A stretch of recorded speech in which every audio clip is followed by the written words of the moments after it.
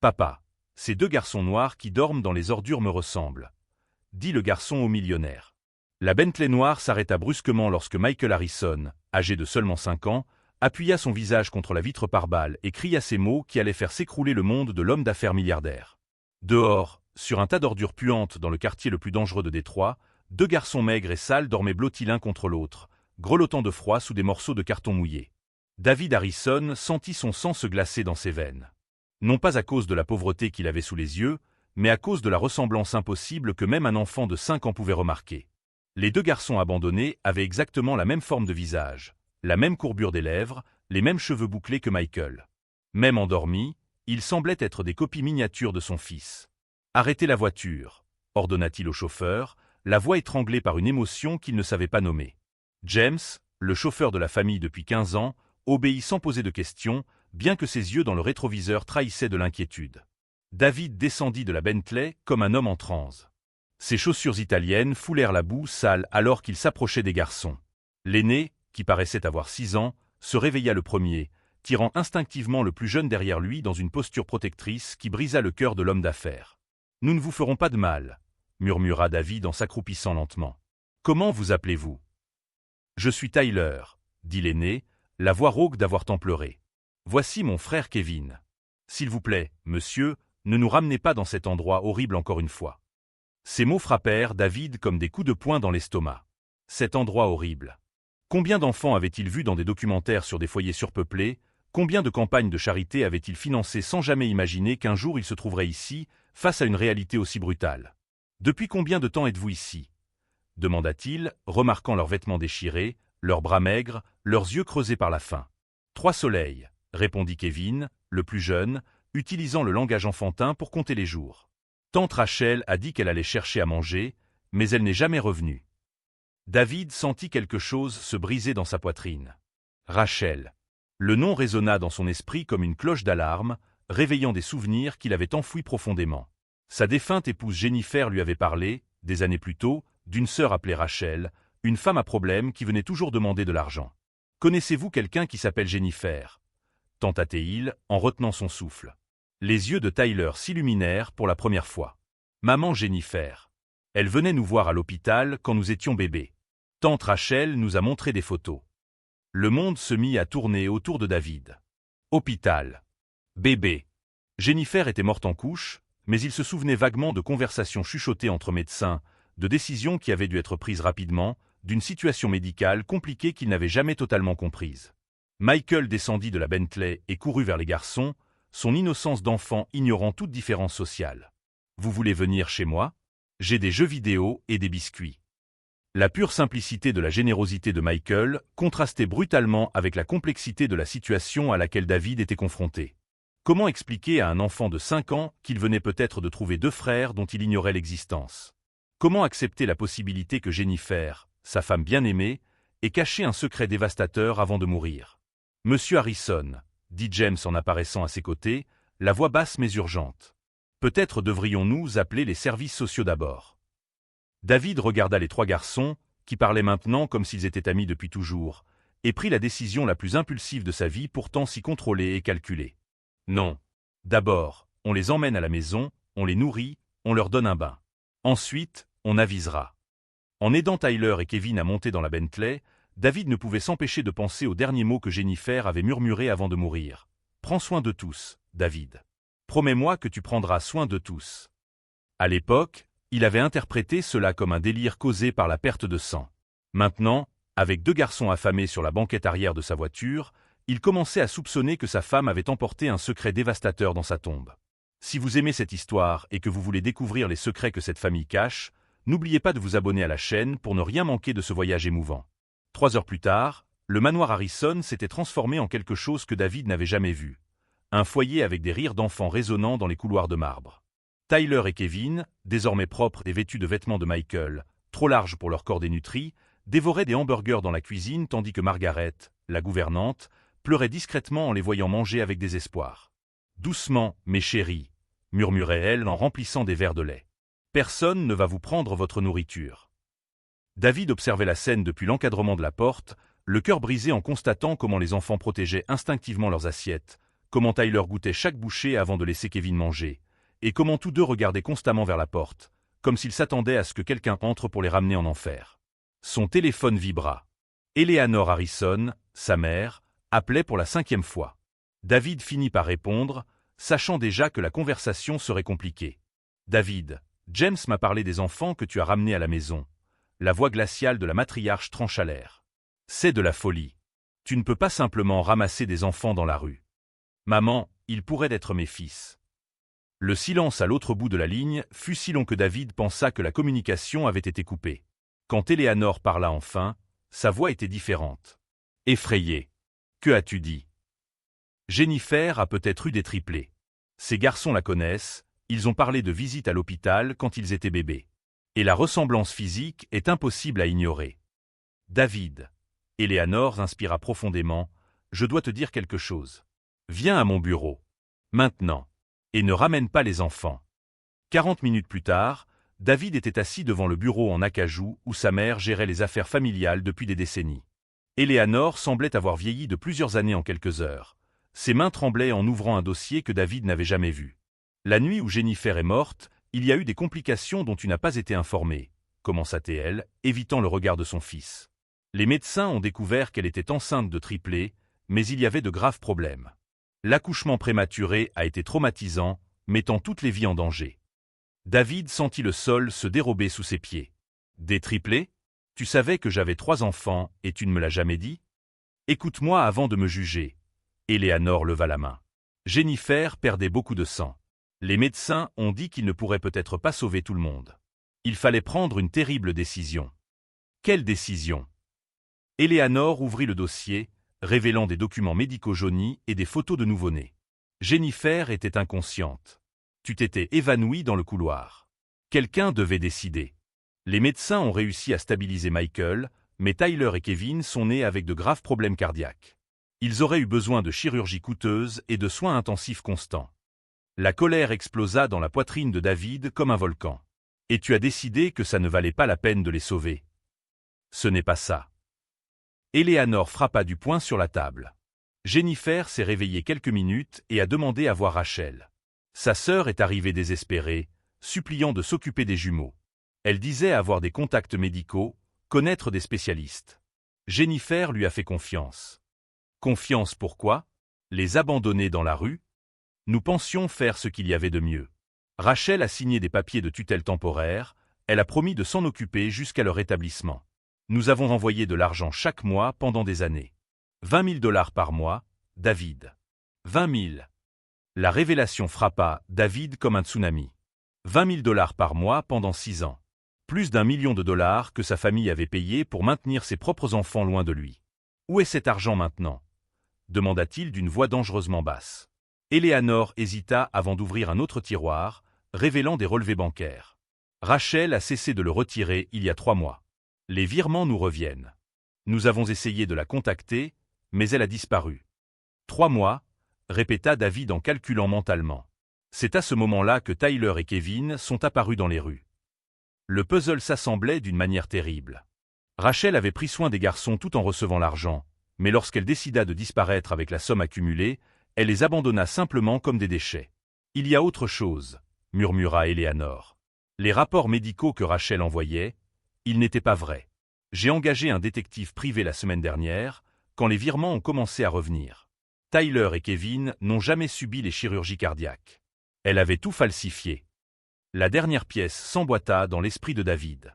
Ses fils avaient été maintenus malades intentionnellement, utilisés comme source de revenus par une femme qui savait exactement combien valait chaque battement défectueux de leur cœur. « Tu as détruit ma famille, » dit David en se levant, la voix chargée d'une douleur qu'il n'avait jamais ressentie. « Tu m'as volé 6 ans avec mes enfants.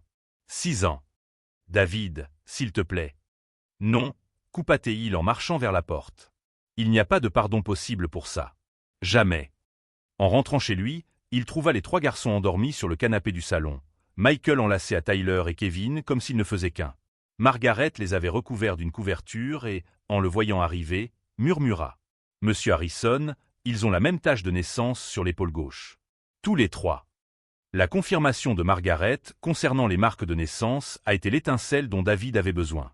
Le lendemain matin, alors que les enfants dormaient encore, Il était au téléphone avec Marcus Webb, le détective privé le plus cher et discret de Détroit. Si sa mère avait engagé un détective, lui en engagerait 10. « Je veux que tu retrouves Rachel Morrison, » dit David, sa voix tranchante comme l'acier. « Je veux savoir où elle est, avec qui elle est, et surtout, où est l'argent qu'elle a volé à mes enfants. » Marcus, un ancien agent du FBI avec des contacts dans tout le pays, prenait des notes pendant que David fournissait tous les détails. Numéro de compte bancaire, dernières transactions, anciennes adresses, tout ce qu'Eleanor avait révélé la veille. « Monsieur Harrison, » interrompit Marcus, « si cette femme a vraiment disparu avec plus d'1 million de dollars, elle peut être n'importe où dans le monde. Cela pourrait prendre des semaines. »« Tu as 72 heures, » coupa David. « Paie ce qu'il faut, engage qui tu veux. Je veux que cette femme soit retrouvée. » Pendant que Marcus commençait sa chasse, David se concentra sur ce qui comptait vraiment, ses enfants. Tyler et Kevin se réveillèrent effrayés, comme s'ils s'attendaient à ce que tout soit un cruel cauchemar. Quand ils virent David dans la cuisine préparer le petit déjeuner, Kevin commença à pleurer. « S'il te plaît, ne nous envoie pas loin, » sanglota le garçon de 5 ans. « Je promets que nous serons sages. » David s'agenouilla devant les enfants, le cœur brisé. « Vous ne serez plus jamais envoyés loin. Jamais. Vous êtes mes enfants, et les enfants restent à la maison. »« Pour toujours ?» demanda Tyler, encore méfiant. « Pour toujours. » Cet après-midi-là, David emmena les 3 enfants au cabinet du docteur Samuel Shen, leur médecin de famille depuis 2 décennies. Shen était discret, compétent et, par-dessus tout, loyal. S'il y avait des secrets médicaux à découvrir, il les trouverait. « J'ai besoin d'examens complets, » expliqua David pendant que les enfants jouaient dans la salle d'attente. « Test ADN, évaluation cardiaque, dossier médical complet. Et je veux que tout reste confidentiel. » Le docteur Shen examina Tyler et Kevin avec un soin particulier, fronçant les sourcils en écoutant leur cœur au stéthoscope. « David, ces garçons ont des souffles cardiaques, mais ils ne sont pas aussi graves que ce que les rapports que tu m'as montrés indiquaient. En fait, ce sont des conditions qui s'amélioreraient probablement naturellement avec l'âge et une nutrition adéquate. Alors ils n'ont jamais eu besoin de chirurgie complexe. Pas selon ce que je vois maintenant. Celui qui a écrit ces rapports, » Shen secoua les papiers falsifiés, était soit incompétent, soit délibérément exagéré. La colère bouillonnait dans l'estomac de David. Rachel n'avait pas seulement volé de l'argent, elle avait menti sur l'état de santé de ses enfants pour justifier des coûts exorbitants. 2 jours plus tard, Marcus Webb appela avec des nouvelles qui feraient bouillir le sang de David. « J'ai trouvé Rachel Morrison, » dit Marcus. « Elle est à Miami, vivant dans un penthouse de 2 millions de dollars à Biscayne Bay. Elle l'a acheté comptant il y a 2 mois. »« 2 millions comptant, » répéta David, faisant des calculs mentaux. Exactement ce qui manquait dans les comptes que sa famille avait envoyés au fil des ans. « Il y a plus, » continua Marcus. « Elle n'est pas seule. Elle a un partenaire nommé Rick Vega, avec un passé de fraude en assurance médicale. Il prévoit de quitter le pays la semaine prochaine. Ils ont acheté des billets pour les îles Caïmans. » David ferma les yeux, imaginant Rachel dans sa nouvelle vie luxueuse, construite sur la souffrance de 2 enfants innocents. L'argent qui aurait dû prendre soin de Tyler et Kevin avait financé une fuite vers un paradis fiscal. « Marcus, je veux que tu fasses quelque chose pour moi, » dit David, avec un ton qu'il n'avait jamais utilisé auparavant. « Je veux que tu engages les meilleurs avocats pénalistes de Miami. Je veux qu'ils préparent un dossier solide contre Rachel et Rick pour fraude, détournement de fonds, abandon de mineurs et toute autre accusation qu'ils pourront coller. Cela pourrait coûter une fortune, monsieur. Elle a volé plus d'1 million à mes enfants, Marcus. Je vais dépenser 10 millions pour m'assurer qu'elle paie pour ça. » Pendant que les avocats préparaient le dossier légal, David exécutait sa propre forme de justice. Grâce à ses contacts dans le monde des affaires, il découvrit que Rick Vega avait utilisé une partie de l'argent volé pour investir dans une start-up de technologie médicale. Avec quelques appels stratégiques, David s'assura que les principaux investisseurs découvrent l'origine criminelle de l'argent de Rick. En 48 heures, la start-up fit faillite, Rick perdit tout, et les créanciers commencèrent à frapper à la porte du penthouse à Miami. Mais David gardait le meilleur pour la fin. Grâce à Marcus, il découvrit que Rachel avait falsifié des documents médicaux en utilisant le nom de vrais médecins. L'un de ces médecins, le docteur Patricia Reeves, avait perdu sa licence des années auparavant pour négligence médicale, mais Rachel continuait à utiliser son nom pour les falsifications.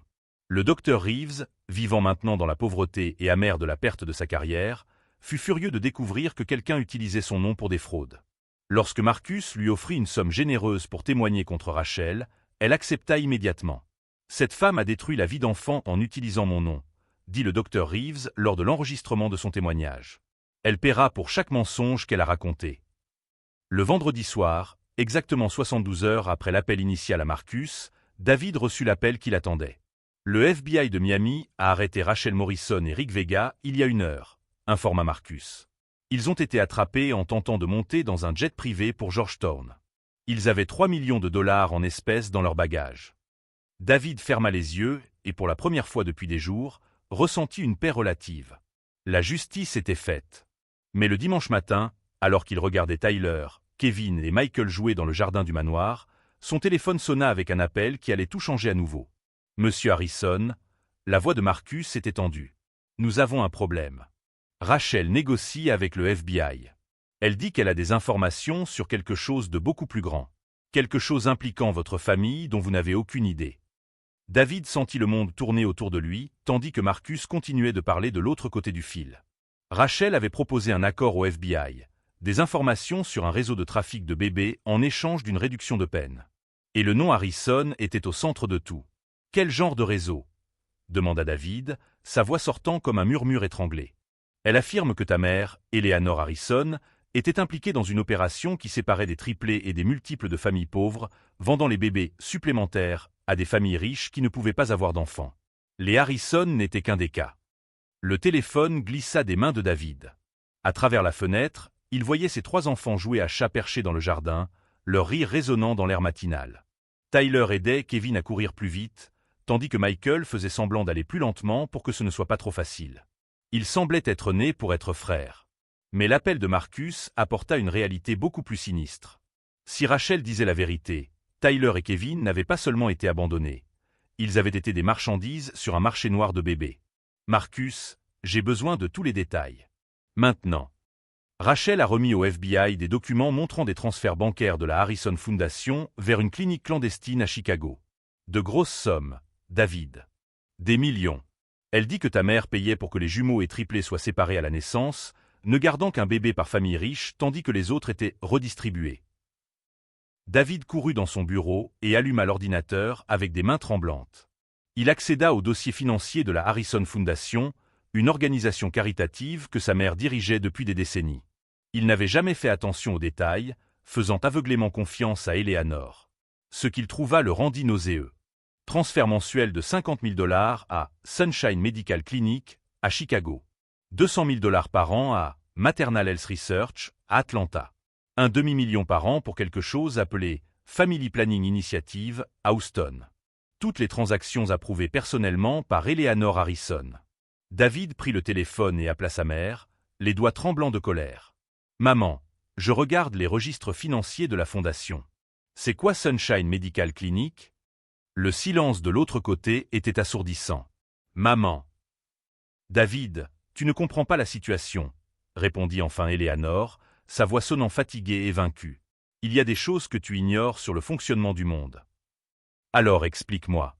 Explique-moi comment tu justifies l'achat et la vente de bébés. » « Ce n'était pas un achat et une vente, » explosa Eleanor. « C'était une redistribution des ressources. Des familles pauvres ayant plusieurs bébés qu'elles ne pouvaient pas subvenir, tandis que des familles riches désespérées d'avoir des enfants ne pouvaient pas adopter. Nous ne faisions que faciliter le processus. Vous facilitiez en séparant des frères et en mentant aux parents. Jennifer savait, David. Ta précieuse épouse savait tout depuis le début. » Les mots frappèrent David comme une balle en plein cœur.